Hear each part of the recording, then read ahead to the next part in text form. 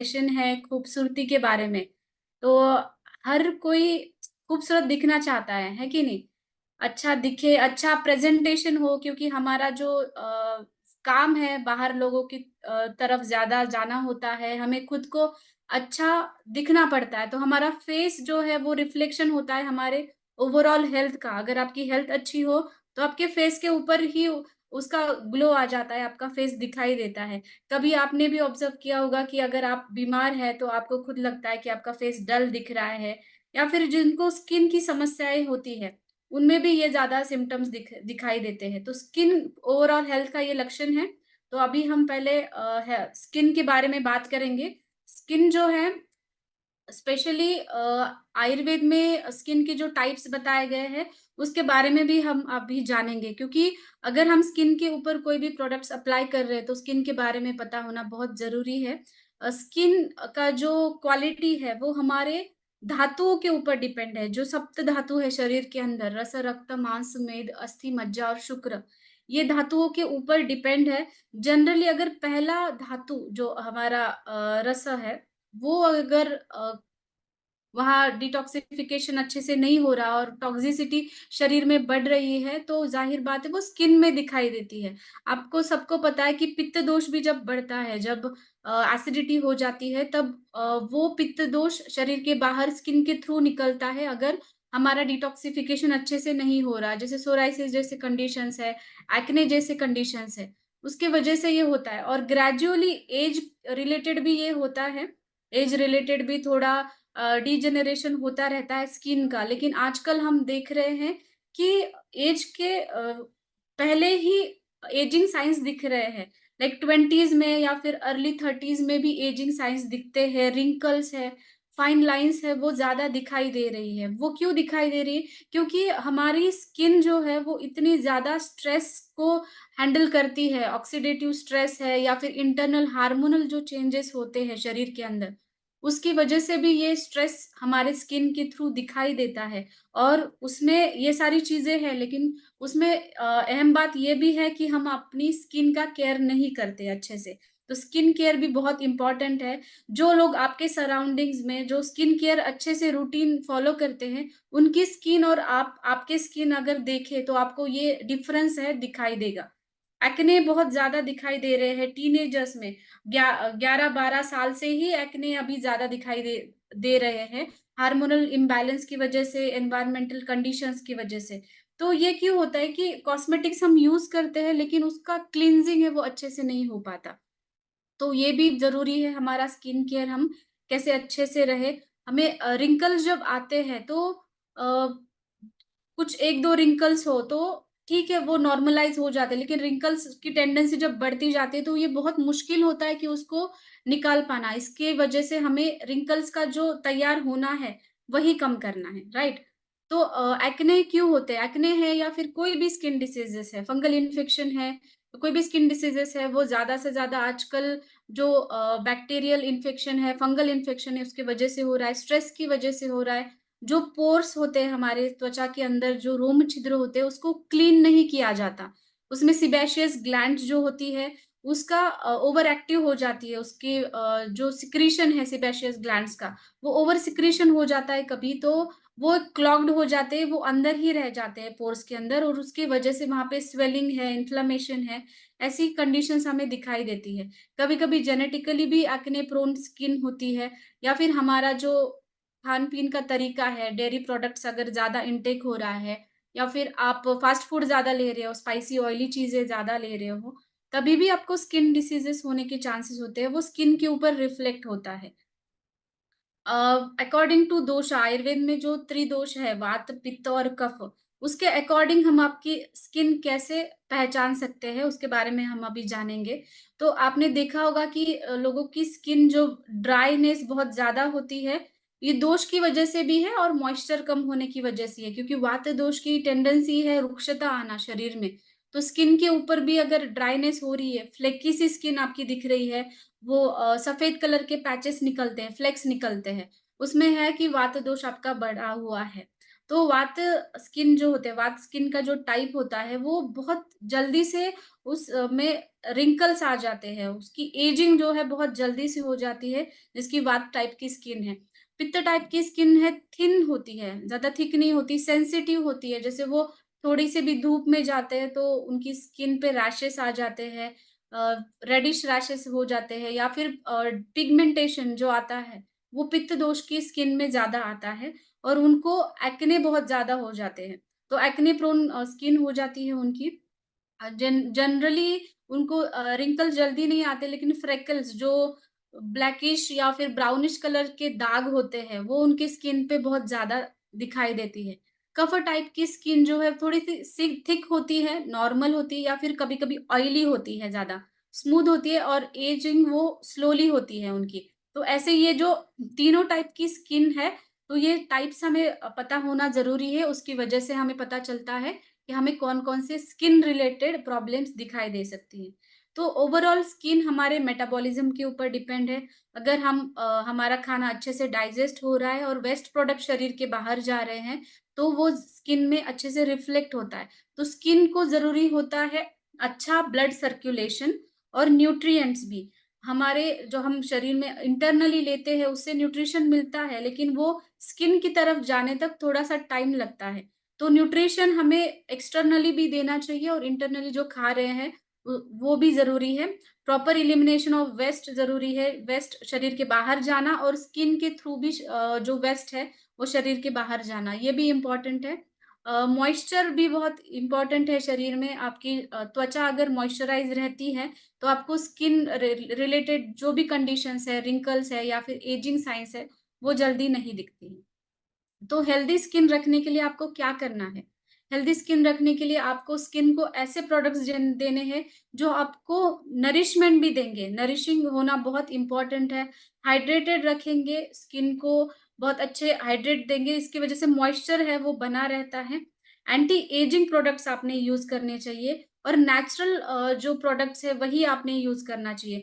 क्योंकि हम आजकल इतने ज़्यादा कॉस्मेटिक्स यूज़ करते हैं केमिकल से युक्त, और उसकी वजह से भी स्किन डैमेज होती है। तो हम नेचुरल प्रोडक्ट्स जितने यूज़ करें उतना हमारे लिए अच्छा, हमारे स्किन के लिए। पित्त स्किन जो है सेंसिटिव होती है, तो पित्त स्किन के लिए हमें ये ध्यान देना है कि आपकी स्किन अब अगर सन एक्सपोज़र में जा रहे हैं, अगर आप बाहर जा रहे हैं, तो अच्छे से प्रोटेक्टिव लेयर बनाए रखें स्किन के ऊपर। और टैनिंग अवॉइड कर सकते हैं इसके बारे में, आपकी स्किन जो है ब्लैकिश नहीं हो जाती। तो ये बहुत इम्पोर्टेंट है, आपकी स्किन को आप प्रोटेक्टिव लेयर कैसे दें। प्रोटेक्टिव लेयर देने के लिए हमारे पास एलोवी सीरीज़ आई है, आप सबने वो यूज़ की होगी। अगर नहीं की है तो आप एक बार ज़रूर यूज़ करके देखिए। एलोवी में क्या होता है, एलोवेरा जो है वो बहुत सालों से स्किन रिलेटेड डिसीज़ेज़ में यूज़ होता आ रहा है। आयुर्वेद में ये ओवरऑल हेल्थ कंडीशन में एलोवेरा यूज़ होता ही है, लेकिन स्पेशली स्किन के जो भी आप कॉस्मेटिक प्रोडक्ट्स में आप देखते हो कि एलोवेरा रहता ही है। ये किस लिए, उसकी जो हीलिंग प्रॉपर्टीज़ है, उसको जो anti bacterial, anti fungal properties है, उसकी वजह से ये स्किन की हेल्थ अच्छे रखने में बहुत हेल्प करती है। एंशिएंट टाइम से, बहुत पुराने समय से एलोवेरा इन्फेक्शन हील करने के लिए यूज़ होता आ रहा है, या फिर कहीं पे भी बर्न होता है, कटा, जला हुआ कोई भी वुंड होता है, उसमें भी एलोवेरा यूज़ होता है। हम खुद घर पे इस्तेमाल करते हैं। एंशिएंट चाइनीज़ मेडिसिन में भी एलोवेरा को एक्जिमा जैसी स्किन कंडीशन में यूज़ किया जाता था। और स्किन प्रोडक्ट्स जिनमें एलोवेरा होता है ना, वो हमारी स्किन में जो है ऑक्सीजन कैरिंग कैपेसिटी, ऑक्सीजन लेने की जो कैपेसिटी है हमारी स्किन की, वो बढ़ा देते हैं। इसकी वजह से क्या होता है, ब्लड सर्कुलेशन अच्छा होता है स्किन का, और नए स्किन टिश्यूज़ है उसका सिंथेसिस, वो नए स्किन टिश्यूज़ अच्छे से बनना शुरू होता है। ब्लड सर्कुलेशन अच्छा होना बहुत इम्पोर्टेंट है नए स्किन टिश्यूज़ होने के लिए, और उसके लिए ऑक्सीजन बहुत ज़्यादा इम्पोर्टेंट है। इसलिए ये ऑक्सीजन की जो अवेलेबिलिटी है स्किन की तरफ, ये एलोवेरा बढ़ाता है, उसकी नेचुरल टेंडेंसी है। इसलिए एलोवेरा के जो भी कॉस्मेटिक्स प्रोडक्ट्स होते हैं, वो बहुत अच्छा काम करते हैं। इसीलिए स्किन की इलास्टिसिटी भी बढ़ाने के लिए, या फिर आपकी स्किन सॉफ्ट रखने के लिए भी एलोवेरा यूज़ होता है। हाइड्रेटिंग है एलोवेरा, इसकी वजह से एलोवेरा ज़्यादा से ज़्यादा, हमारे ये जो ज़्यादा एलोवी सीरीज़ है उसमें सब में आपको एलोवेरा ज़्यादा मात्रा में आपको दिखाई दे रहा है। तो एलोवी सीरीज़ में आपको मिल रहा है Nutricare cream, hydrating toner, hydrating mask और एक्वा जेल। तो ये सारा जो हमारा कॉम्बिनेशन है वो ओवरऑल स्किन के हेल्थ के लिए है, जो स्किन को एक ग्लो देता है, रेडिएंट ग्लो देता है। आपने अगर यूज़ किया होगा तो आपको पता होगा कि एक एब्ज़ॉर्प्शन भी बहुत जल्दी से हो जाता है और उसका ग्लो जो है फेस पे दिखाई देता है। तो यूज़ करने के बाद ही एग्ज़ैक्टली उसके जो प्रॉपर्टीज़ है हमें पता चलते हैं। ऑल डे हाइड्रेशन रहता है पूरे शरीर में। कभी आपने देखा होगा कि शरीर को भी अगर पानी की कमी पड़ जाती है, तो हमारा शरीर जो है एजिंग साइंस दिखाता है। वैसे ही स्किन के बारे में भी होता है। स्किन को भी हाइड्रेशन की ज़रूरत होती है, स्किन को भी पानी की ज़रूरत होती है और ये सारे नेचुरल इंग्रीडिएंट्स हैं, तो इसकी वजह से आपको डेली यूज़ करने के लिए एकदम सेफ है। नाइट क्रीम पहले हम शुरू करते हैं न्यूट्री केयर क्रीम से, जो हमारा एलोवी सीरीज का है। तो नाइट क्रीम एक हाइड्रेटिंग का काम करता है। हमें सबको पता है कि रात में हमारे जो शरीर है वो रिलैक्स होता है। शरीर रिलैक्स होता है, हमारा फेस भी रिलैक्सिंग स्टेज में होता है, स्किन भी रिलैक्सिंग स्टेज में होती है और जो पोर्स होते हैं स्किन के अंदर वो ज्यादा रिसेप्टिव होते हैं, मतलब वो ज्यादा से ज्यादा न्यूट्रिशन उस टाइम में हमें ले सकते हैं वो पोर्स। इसके वजह से जो भी हम न्यूट्रिशन दे रहे हैं रात में स्किन को, क्योंकि हीलिंग रात में ही होती है स्किन की, न्यू टिश्यू रीजनरेशन जो है शरीर का वो रात में ही होता है। कभी आपने ऑब्जर्व भी किया होगा कि पिंपल्स का जो साइज है कम या ज्यादा होना वो मॉर्निंग में ही आपको दिखाई देता है। तो ये रात का जो पूरा बैलेंस है हमारे स्किन का, टिश्यू का हीलिंग है। तो नाइट क्रीम यूज करना बहुत इंपॉर्टेंट है रिलैक्सेशन के लिए और हमारे शरीर में न्यू टिश्यूज तैयार होने के लिए। ड्राइनेस है वो भी कम हो जाती है, क्योंकि ये जो न्यूट्रीकेयर क्रीम है वो आपके स्किन के ऊपर रात भर रहता है, तो एब्सॉर्प्शन भी उतना ही अच्छा होता है। सेल्यूलर रिपेयर दिखाई देता है। हमारे जो सेल्स है वो रिपेयर होते हैं और रीजनरेशन होता है। जो नए टिश्यूज जो है वो बनते हैं वो उसी स्टेज पे बनते हैं। इसलिए नाइट रूटीन जो है फॉलो करना बहुत इंपॉर्टेंट है। आपके एजिंग के साइंस जो दिख रहे हैं, कभी कभी स्किन ड्राई दिखती है या फिर आपको फाइन लाइंस दिखाई देती है, स्किन का टेक्सचर भी बहुत कमजोर होता जाता है। तो वो अगर आप नाइट क्रीम डेली यूज करते हो न्यूट्री केयर क्रीम, तो वो साइंस ऑफ एजिंग भी आपको कम दिखते हैं। जो इन्फ्लेमेशन है स्किन के ऊपर, जो इरिटेशन हुआ है दिन भर के ऑक्सीडेटिव स्ट्रेस की वजह से स्किन पे जो डैमेज हुआ है, वो भी भरने का काम न्यूट्री केयर क्रीम करती है और कोलेजिन बूस्टिंग का काम करती है। अगर कोलेजिन आपके स्किन में कम होता है, उसकी वजह से आपको रिंकल्स और फाइन लाइंस ज्यादा दिखाई देती है। तो कोलेजिन होता क्या है? कोलेजिन मतलब एक प्रोटीन होता है जो हमारी स्किन की हेल्थ मेंटेन करने के लिए बहुत इंपॉर्टेंट है। हमारा स्किन का जो मिडल लेयर होता है डर्मिस, तो उस लेयर को ये कोलेजिन है सपोर्ट करता है एक फाइब्रोब्लास्ट नाम का टिश्यू तैयार करने में। ये टिश्यूज जो होते हैं वो अच्छे से अगर तैयार हो रहे हैं, तभी न्यू सेल्स तैयार होती है, मतलब न्यू स्किन आपको आती है। आपने देखा होगा कि डेड स्किन निकल जाती है कभी भी। डेड स्किन और डेड सेल्स निकलना वो भी बहुत इंपॉर्टेंट है। अगर डेड सेल्स शरीर से नहीं निकलते, स्किन से नहीं निकलते, तो रिंकल्स ज्यादा आने लगते हैं और स्किन डल पड़ जाती है। तो ये डेड स्किन के सेल्स निकलने के लिए भी कोलेजिन हेल्प करता है। साथ ही में रिंकल्स और फाइन लाइंस जो है वो कम होने के लिए भी हेल्प करता है। तो ओवरऑल नरिशमेंट के लिए कोलेजिन बहुत इंपॉर्टेंट है और वो कोलेजिन अच्छा बनाने के लिए हमारा न्यूट्री केयर क्रीम जो है नरिशमेंट करता है स्किन को। तो ये बहुत इंपॉर्टेंट है कि आप नाइट का रूटीन अच्छे से फॉलो करें। तो नाइट का रूटीन फॉलो करने के लिए आपको क्या करना है? पहले जो भी मेकअप है या फिर दिन मेकअप भी नहीं है, आप अगर फेस वॉश आपने कर लिया, क्लींजिंग जेल से क्लीन कर लिया आपका फेस, उसके बाद आप टोनर लगाइए और टोनर के बाद न्यूट्रिटिव केयर क्रीम लगाइए और फिर वो ओवरनाइट हाइड्रेशन आपको मिल जाएगा। और ये जो भी प्रोटेक्टिव लेयर तैयार करता है और एक रीजेनिवेटिंग स्किन को देता है न्यूट्री केयर क्रीम। तो नाइट स्किन रूटीन इसीलिए इम्पोर्टेंट होता है। तो नेक्स्ट है हमारा एक्वा जेल, जिसको हम डे क्रीम के तौर पे भी यूज करते हैं। एक मॉइस्चराइजिंग जेल है, क्योंकि कभी भी हम कुछ नए प्रोडक्ट्स यूज करते हैं स्किन के अंदर, जैसे आप फाउंडेशन लगा रहे हो या फिर कुछ कॉम्पैक्ट पाउडर लगा रहे हो, तो आप डायरेक्टली नहीं लगा सकते, वो स्किन के पोर्स के अंदर जाके उसकी वजह से पिंपल्स आ सकते हैं। तो एक सूदिंग इफेक्ट और स्मूथ और एकदम स्मूथ इफेक्ट आपको मिलता है। आपने अगर एक्वा जेल यूज किया होगा तो एकदम सॉफ्ट हो जाती है और शाइनी स्किन हो जाती है एक्वा जेल यूज़ करने के बाद। तो आपको एक मॉइस्चराइजिंग इफ़ेक्ट देता है पूरे दिन भर। तो ये डे क्रीम है। पहले आपको टोनर लगाना है, उसके बाद आप ये जेल लगाएँ और उसके बाद आपके जो भी स्किन प्रोडक्ट्स हैं वो आप लगा सकते हो। जैसे कि ये आपकी डैमेज नहीं होगी स्किन, एक प्रोटेक्टिव लेयर आपके स्किन के ऊपर बहुत अच्छे से बना रहेगा। तो एक्वा जेल पूरा डे टाइम में हाइड्रेशन मिलेगा, आपकी स्किन पूरे टाइम रिफ्रेशिंग रहेगी। जैसे बहुत लोगों को 8-10 घंटे घर के बाहर रहना पड़ता है और उनकी स्किन डल हो जाती है और ज़्यादा स्ट्रेस है या फिर पॉल्यूशन है, उसकी वजह से भी स्किन डैमेज होती है।